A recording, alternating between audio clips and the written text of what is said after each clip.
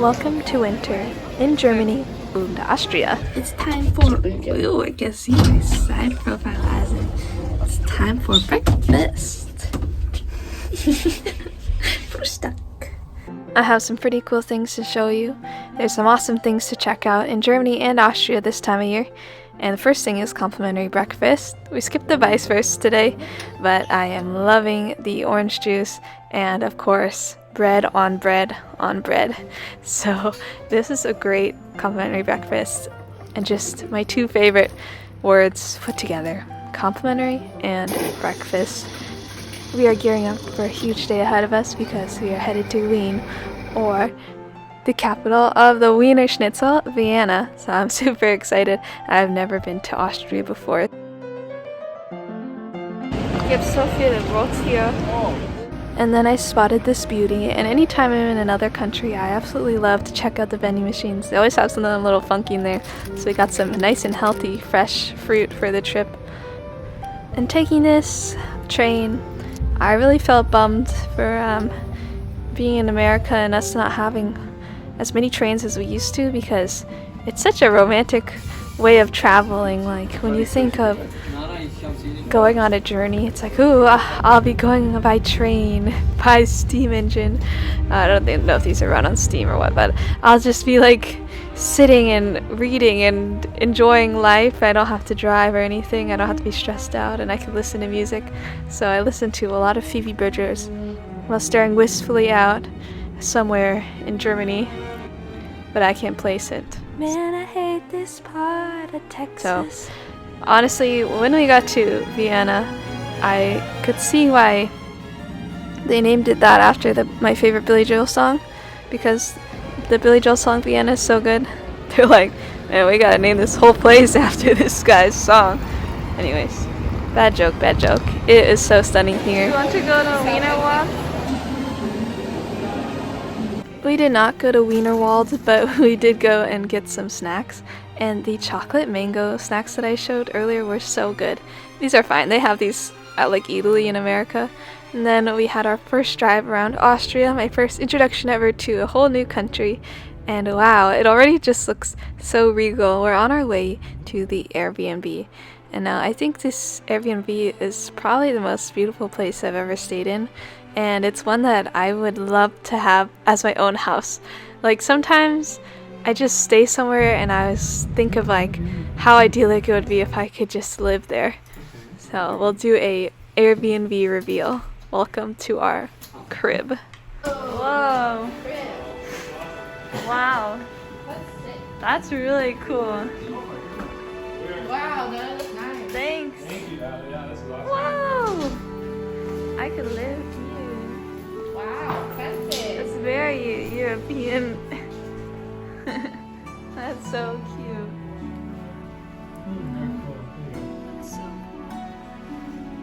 The whole place had very Celebrity Architectural Digest vibes.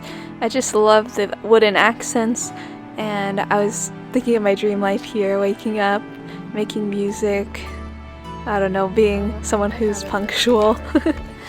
And then we're doing a poncho unboxing now. I got this at Hofbrauhaus, and I just wanted to show you my fit.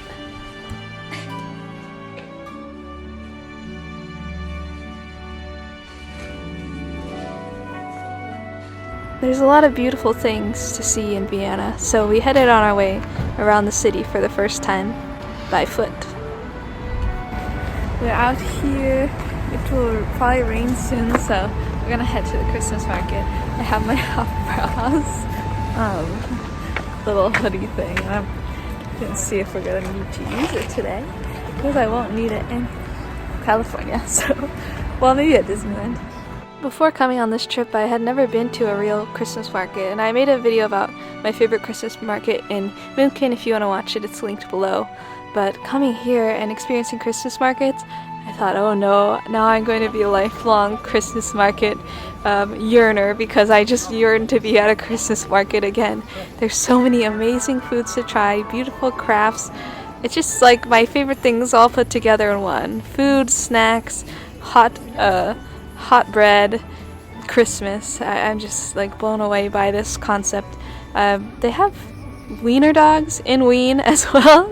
So I was so excited to see that. I was like, okay, that is on brand. And we walked around and got some fun things to eat. The Christmas markets too are so inspiring to me because it feels like you're walking into Santa's workshop.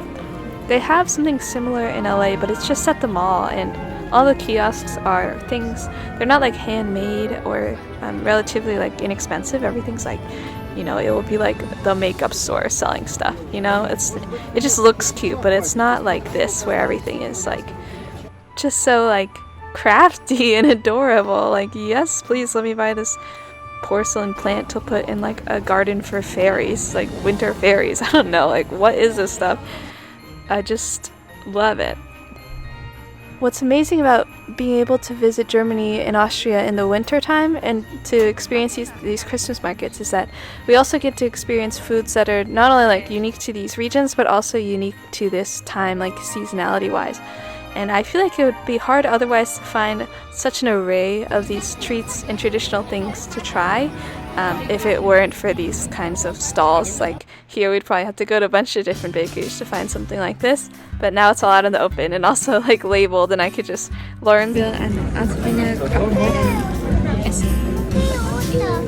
tried the Brandteigring and then the kind of donut filled with apricot, and that was definitely our fan favorite. I love that they use apricot a lot in Vienna, especially on the Sacher Torte cake. It's just a different flavor that I don't have that often. And then we walked to my top Christmas market of the trip, the Vienna Christkindlmarkt. I'm sorry if I'm not saying that right. I'm learning German, but it's obviously a work in progress.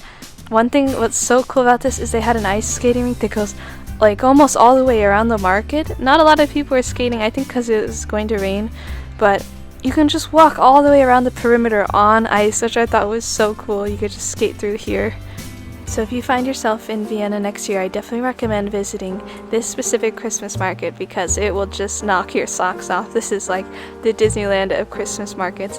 They had huge stalls, and this market also had a lot more hot food than the other markets we found, and it was crazy the scale of this. I was really shocked that they had full carnival rides as well, like all the big skating, and so many people were out and about. It seemed like this was like the big thing to do here, and it just, I mean, they even had chandeliers. Like this is a fancy Christmas market, and I want to show you just all these cute little tchotchkes. There's so many fun and beautiful things to explore here. Heute ik ben met mijn familie wir Weihnachtsmarkt in Wein. Es ist so Spaß und wir werden Nudeln, Käse essen. So, ich bin so glücklich. Basically, in my broken German, I said that I was really happy to be there with my family and that we're gonna eat some cheese noodles, and I'm just really happy and excited. Es ist wie ein Film. Der Weihnachtsmarkt hat viele Dinge für alle Menschen, wie Glühwein für die Eltern. And I had never had Glühwein before this trip, but after trying it, it kind of tastes like how it sounds, like glue. No, just kidding. It's a mulled wine. It has a lot of spices, so it's a pretty strong wine. I think I'm not a big alcohol person, so I actually really preferred trying the Kinder Punch. I definitely recommend that. So it's like, you know, training kids up to have the Glühwein. It's a spiced punch. It's hot, so it's almost like a hot fruit punch in a way. And I definitely recommend trying that out if you do find yourself at a Christmas market. Something cool about these festivals too is that they really take sustainability into practice. So when you order something like a Kinder Punch, you'll pay a deposit of like around 3 to 4 euros, and you'll get it in a glass cup. And usually the cups are also very cute. Like they'll have designs on them, like mine that I kept, and it's like a little reindeer design that says like Wiener Christkindlmarkt, something like that. So, you know, they are really sustainable here. We ordered some of this Topfennoodle, and what actually ended up happening is they serve it on these glass plates, and you just return the plate at the end and you get your deposit back. I just think that it's so nice because when I do go to these festivals, you know, in LA, there's just so much plastic, and I feel bad throwing this kind of stuff out because, you know, when you throw something away, you're not really throwing it away. You know, it's still on the earth. It's just going out of your sight. And on this reusable dish, we have a dish, the Topfennoodle, which is an Austrian sweet dumpling with a delicious jam and homemade applesauce.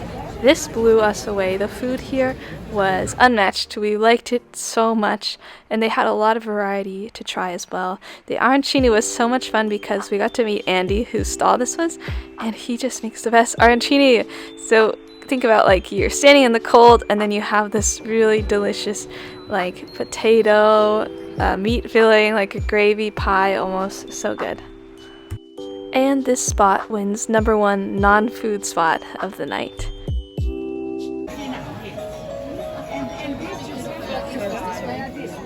They're so cute. I like the birdie. What's up, Victor? They're like standing on the barley. Meine Lieblingsdinger war die Arancini von Andy. Es war so lecker. Es war so toll. There are so many more fun treats to check out at the market, like roasted almonds that are roasted right in front of you with sugar. And there's also a lot of different gummies to try, and they even have extra large good dog cookies for extra large good dogs. And I thought these cookies were really cute, and there's a lot of detail for dog treats that I think even this little guy was pretty excited about them. Or he was looking at this stall, which kind of looks like heaven if you're a dog and you think these are all tennis balls or something. I just took off my poncho and now it's starting to rain. I bought some sheep soap. I don't have any sheep to use the soap on, but I thought it smelled so good, so I got that. And then I tried to be an influencer here while also attempting to stay out of everyone's way.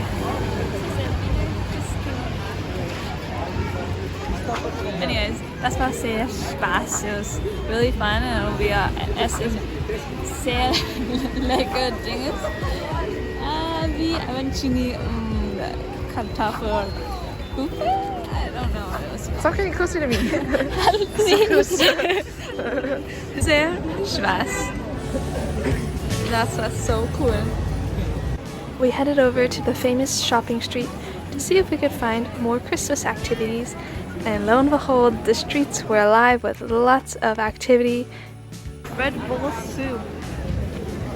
Each Christmas market also seems to have its own array of different foods. Sure, there'll be staples like gingerbread, but there are also a lot of new things to try at each one, which makes them really fun. Caramel.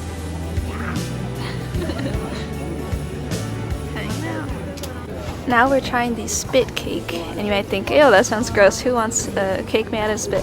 No, it's a cake made on a spit.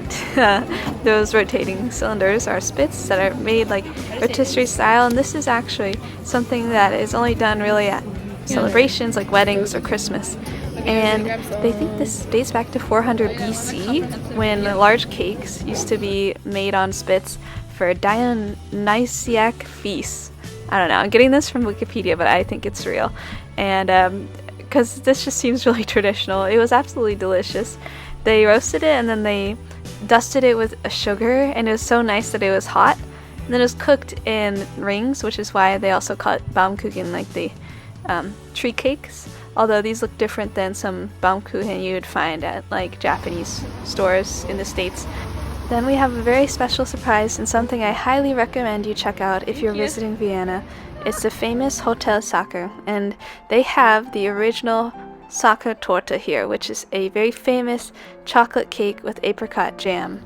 And this cake was first invented in 1832, and it's not the same cake that they're serving now, but they're serving the same recipe. And it was actually invented when the head chef fell sick, but they needed to serve the Austrian state chancellor, so they gave the opportunity to a 16-year-old Franz Sacher, the apprentice chef, who they were said, don't disappoint us, and he made the most delicious cake that has become such a staple in Austria, and you can come here to try it. Also, the Wiener Schnitzel sandwich here was so good. The food here is just next level, and I really loved how plush and beautiful it was. It was like stepping into Home Alone Christmas edition with how well decorated the lobby was. It just felt so festive. And trying the Sacher Torte, I had never had any variation of this before, so coming here and having the real one on the first try was amazing. I didn't understand like what the sweetness was coming from, how it was so good, and that like fruit flavor when we figured out that was apricot jam, we were like, oh, that makes so much sense. It's just such an uncommon flavor, and it was so good. And then they have all these esteemed guests who've tried it, like the Queen, and Same. iconic. So I highly recommend you come to Hotel Sacher and try this cake out because it will probably blow your mind. Thanks for watching, and if you want more food videos, feel free to check out this playlist.